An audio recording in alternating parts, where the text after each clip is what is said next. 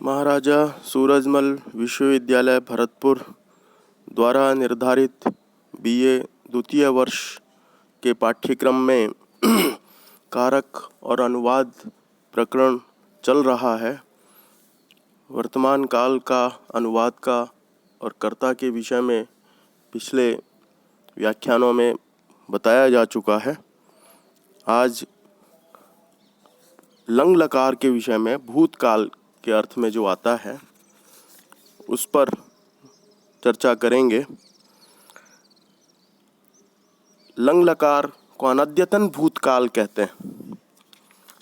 अनद्यतन lung का अर्थ है जो आज का नहीं है, अर्थात कल का है। जैसे बंदर आया तो आज आया, उसके लिए लंग लकार का प्रयोग संस्कृत में बड़ी बारीक सूक्ष्म इसका विश्लेषण किया गया है और उसका प्रयोग भी है। आज के लिए जो प्रयोग होता है वह लुंग लकार प्रयोग होता है। आज प्रातःकाल में पढ़ा तो आज अद्य मैं अहम पढ़ा प्रातःकाल प्रातःकाले अपाठिशम, ये रूप लुंग लकार का है। और कल पढ़ा उसके लिए अपठम, इस प्रकार का रूप चलेगा। तो लंग लकार के रूप पुस्तक में आप देख सकते हैं और याद भी करें, तभी उसका अनुवाद होगा ठीक ठीक। संस्कृत भाषा में भूतकाल को बताने वाले 3 लकार हैं। लिट परोक्ष भूत, लंग अनद्यतन भूत और लुंग सामान्य भूत। संस्कृत व्याकरण में इन तीनों में अंतर माना गया है। परोक्ष भूत अर्थात वह बात जो आँख के सामने की न हो, देखी न हो। एक प्रकार से ये कह सकते हैं कि इतिहास प्रसिद्ध हो या ऐतिहासिक हो। ऐतिहासिक घटनाओं के लिए अथवा ऐतिहासिक व्यक्तियों के लिए जब वाक्य प्रयोग होता है तो लिट लकार में होता है। परोक्ष भूत उसके लिए सूत्र है। जिस प्रकार राम राजा हुए थे तो रामः राजा बभूव, ये बभूव का प्रयोग हुआ है भू धातु के अर्थ लिट लकार में। अनद्यतन भूत, जो बात आज की ना हो, पिछले दिन की हो, उसमें लंग लकार का प्रयोग होता है। जैसे देवदत्तः ह्यः काशीम अगच्छत्, देवदत्त कल काशी बनारस गया था या गया। इस प्रकार व्याकरण की दृष्टि से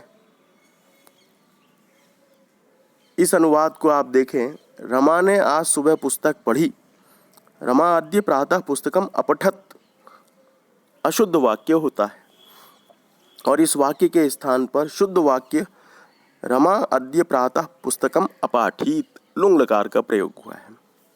ये होना चाहिए था, किंतु व्यवहार में यह भेद अब प्रयोग करते हुए रह नहीं गया है और लंग एवं लुंग का किसी भेद के बिना प्रयोग किया जा रहा है। बल्कि लंग का भूतकाल में प्रयोग अधिक होता है, लुंग का कम, क्योंकि उसके रूप जो हैं थोड़े क्लिष्ट हैं लंग लकार की तुलना में। तो इस कारण जिनको याद है और जिनको ध्यान रहता है और संस्कृत बोलने का अच्छा अभ्यास है, वो लुंग का प्रयोग करते हैं, अन्यथा लंग का ही प्रयोग अधिकांश करते हैं। भूतकाल के लिए लंग का प्रयोग करते समय छात्र प्रायः भूल कर देते हैं। जैसे वे उसने पढ़ा का अनुवाद अधिकांश लोग तृतीया विभक्ति के साथ तेन अपठत कर देते हैं। यहाँ पर उसने का अनुवाद तेन नहीं होगा, अपितु सह होगा, क्योंकि प्रथमा विभक्ति का अर्थ भी जो है ने है, कर्ता ने। कर्ता का जो उदाहरण जब भी दिया जाता है या याद भी करते हैं तो कर्ता ने कर्म को करण ने से द्वारा संप्रदान के लिए अपादान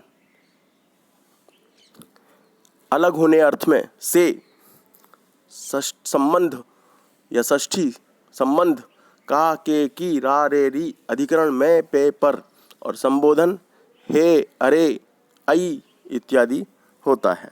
ये उसके अर्थ हैं। तो कर्ता में ने का अर्थ प्रयोग होता है। अतः इस वाक्य का अनुवाद जो सही है वह सह अपठत ये होगा। अब कुछ उदाहरण पढ़ लेते हैं। शीला ने पढ़ा, इसका अनुवाद होगा, शीला चूंकि स्त्रीलिंग है इसलिए इसमें सुप आकर के उसका लोप हो जाएगा। तो शीला का हिंदी और संस्कृत में शब्द लिखते हुए, पद लिखते हुए कोई अंतर नहीं रहेगा, आकृति भेद में नहीं रहेगा, विसर्ग नहीं आएंगे, लोप हो जाएगा इसलिए। तो शीला अपठत प्रथमा विभक्ति में है, तो प्रथमा विभक्ति के लिए प्रथम पुरुष प्रथम एकवचन का प्रयोग है।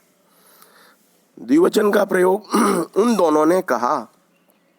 तौ अवदताम, वद धातु से अवदताम, उन दोनों ने कहा।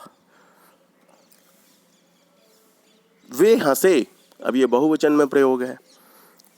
ते अहसन, सह तौ ते बहुवचन में, अहसन अहसत अहसताम अहसन, इस प्रकार से रूप चलते हैं, बहुवचन में ये प्रयोग है।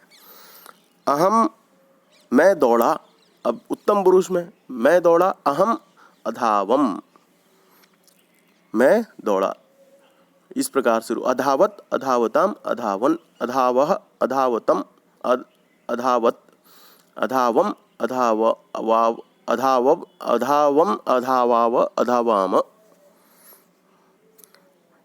युवाम अक्रीडतम, तुम दोनों खेले, ये मध्यम पुरुष का प्रयोग है द्विवचन में। युवाम अक्रीडतम, तुम दोनों खेले, इस प्रकार से ये लंग लकार का प्रयोग है। अब अभ्यास करें। बंदर आया, वानरः आगच्छत, लड़के दौड़े, बालकाः बहुवचन है तो दौड़े अधावन, अधावत अधावताम अधावन। रमेश ने आज नहीं पढ़ा, तो रमेशः अद्य, आज के लिए अद्य का प्रयोग है, नहीं के लिए न का प्रयोग आता है, और पढ़ा, रमेश ने रमेशः अद्य न अपठत। सोहन और श्याम वहाँ खेले, जब द्विवचन में प्रयोग है तो सोहन श्यामौ, तत्र खेले, अक्रीडत अक्रीडताम अक्रीडताम अखेलताम, ये रूप दोनों बनेंगे। गोपाल यहाँ क्यों नहीं आया, गोपालः अत्र कथम न आगच्छत, एक वचन में है, यहाँ की संस्कृत अत्र हो गई क्योंकि कथम हो गई। गोपालः पर विसर्ग आ गया, कर्ता बन गया, गोपालः अत्र कथम न आगच्छत। इस प्रकार इसका अभ्यास प्रतिदिन करना अपेक्षित है।